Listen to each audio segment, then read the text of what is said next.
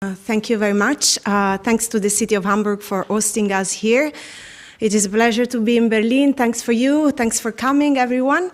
So I will try to spend a few words about this project and telling you what's all about, why we started, why Hamburg, why cities, why Europe, why data, and also explain you in a little time, because otherwise Arianna will tell me we have to go to the panel, what we are trying to achieve and why I actually think, although it is a specific experimentation with a specific use case, this can show how things can happen in Europe. It has a scalable vision, and it has a vision that puts regulatory, legal, technical, and policy questions into action. That's the value, I think, of this project. First of all, the encounter. Why Hamburg? I think we met with Jan Perksen and his team and the whole Senate, Chancellery, but also we are working across departments. So we're working with the IT department, with the mobility department. We've been in touch with the participatory department, with the whole ecosystem of the city. I think Hamburg is a city that has a vision, long-term vision, to become a model for democratic digitalization and net zero policies.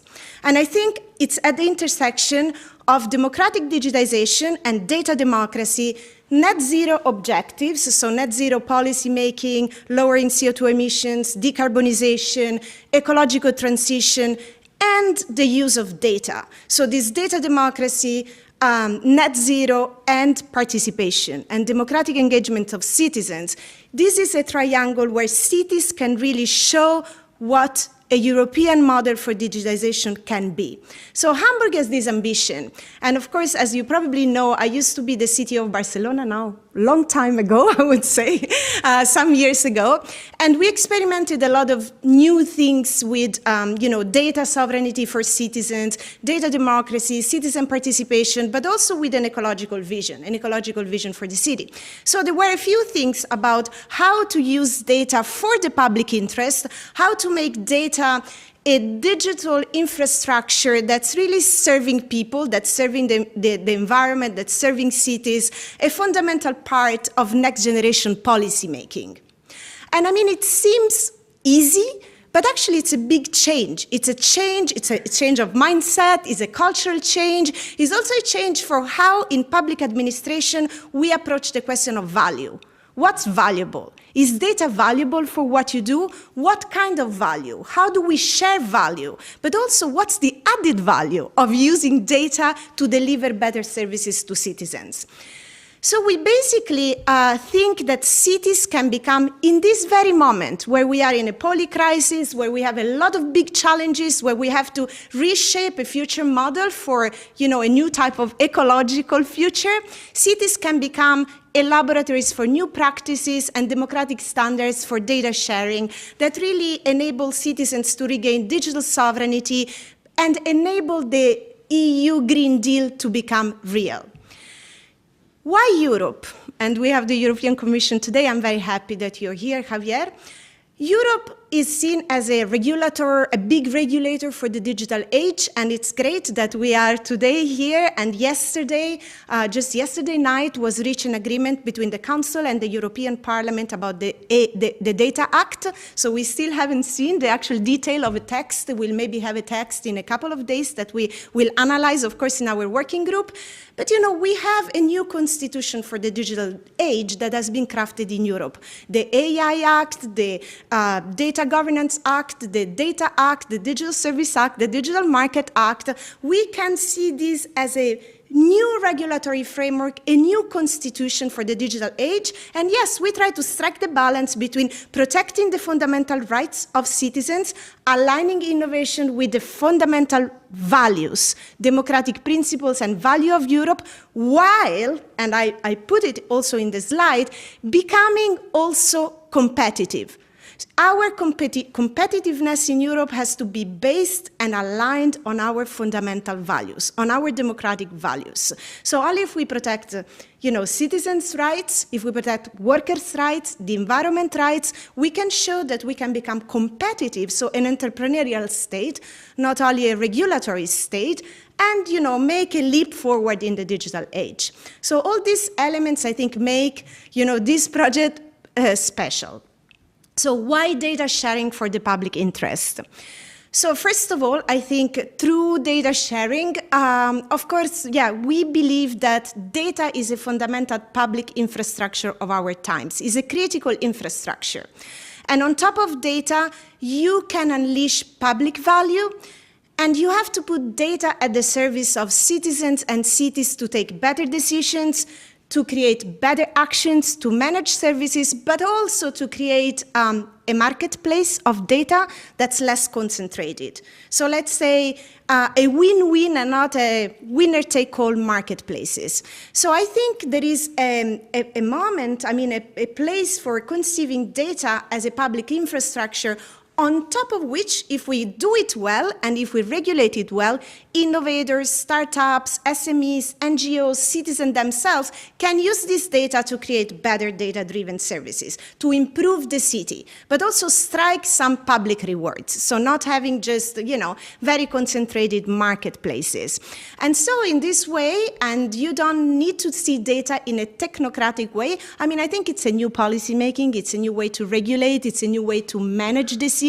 But at the same time, we should show it delivers real value for citizens. I learned this from the Barcelona Times, because all the time I was talking about data with Ada Colau, our mayor. She would tell me, please, my mother needs to understand what you're saying. You need to show that, she will have more affordable housing, better transportation, better living, greener cities, better air quality. It has to be real, tangible. That's why I like cities, because we can show that whatever you do at the federal level, at the EU level, becomes tangible, real. It improves the lives of citizens. And that's, I think, our real challenge, to show that data is not just a kind of smart, radical bureaucracy, but is better for people. It really makes their life better. So what we are experimenting is basically new models for democratic data governance, new ways to develop, test, and scale collective democratic data management and governance. Also to unleash an urban innovation ecosystem, as I said before, based on trust, better and fair competition, and ensuring this balance between, and we will hear it from Max, data protection, so protecting our information self-determination, our fundamental rights, our data, but also, making sure that this doesn't conflict with trade secrets, with business freedom. There is a balance there that I think we will show how to strike, which is a balance that is better for society at large. And so basically, if we capture the insights of the work that we're doing, and I will tell you how we're doing it and why we decided to go on a challenge and also do a data working group, our intention is to create blueprints that can be replicated and scaled across a network of European cities. And this doesn't stay at the city level. And I'm sure about that, because a network of European cities, and we have here, for example, in the room, Barcelona, Bologna, Hamburg, which are some of the cities leading this work in Europe with digital twins and so on. If we manage to have these blueprints, we can show how to replicate its scale, and then for governments, this will be a way to say, yes, that's how it happens on the ground. Because as we know from the regulators, we need real use cases. We need to show how it is done in practice. Otherwise, it will remain in the regulatory landscape. So that's how we choose to basically conduct our project. On one side, we have the Urban Data Challenge in Hamburg. So Mr. Ferguson said before, it's a small project. It is small, the use case, but the challenge itself is very interesting, because we're trying to show how private operator should transfer data which is in the public interest to government, but then to society. So it's private to government to society, data sharing for the public interest. Now, in this use case where we open up, where the companies are transferring some mobility data to the government, and then the government make this data accessible to third parties, which are can be innovators, startups, or in our case is startups or universities or research teams that can use this data to create better applications, to create valuable services, is in this triangle that we are trying to find out what's the right legal framework, what's the right technical framework, what's the right policy framework in order to deliver the objectives that we want. And basically the output will be an innovative solution to urban challenges such as net zero challenges, which is improving mobility and regulating macro mobility, which is a problem for many cities around Europe. On the other side, we are having a data commons working group with a multidisciplinary expert group. These are some of the people leading the group. There is Aline here in the room. She's coordinating the blueprints, and she's coordinating parts of the delivery of this project. And here you see all the others. So it's multidisciplinary. We have economists, lawyers, data experts, people working in cities, officials, legal, technical. It's really a multidisciplinary team because this is a multidisciplinary endeavor and task. And basically the experts are assessing, okay, what does it mean to scale a project like we're doing in Hamburg? And what are, for example, legal actions that the cities can take, changing procurement? What can we change in contracts or contracts model, or applying data sovereignty clauses in licensing schemes? So concrete actions that cities can take, and then how we can generalize it to a use cases approach. So we are creating basically not only a data catalog, but also a use cases catalogs. And so basically this framework could be then applied to a variety of use cases where the cities see added value. But they will have a legal framework and a technical framework, a technical ontology. Maybe that can also be then transformed into some kind of smart contract. Sorry about the word, but it could be done. That could work for a variety of use cases, but the legal framework is solved. And that's why I say this with emphasis, is because this can be paralyzing. So we are very proud of our regulatory power, but at the end, why don't we share data for the public interest? Because then, people are afraid of data protection on one side and trade secret on the other side, liabilities, what happens with the data, who has the responsibilities. So we're trying to show that this can be done in a win-win situation, delivering public interest. So we hope, so it's pretty ambitious at the end, our task. And if we have these case studies, this framework in place, these ontologies of case studies, and also a technical platform, how this can happen. And we have our friends from Fraunhofer that are working with us to show, for example, how this works in relation with Gaia-X, how this works in relation with International Data Spaces Association, how this can be then translated to the European level. Then maybe we have a model that works in practice and then can be transferred and applied and possibly scaled, and we will see how. So this is it for the presentation of the project. I think the takeaways are we need experimentation to happen.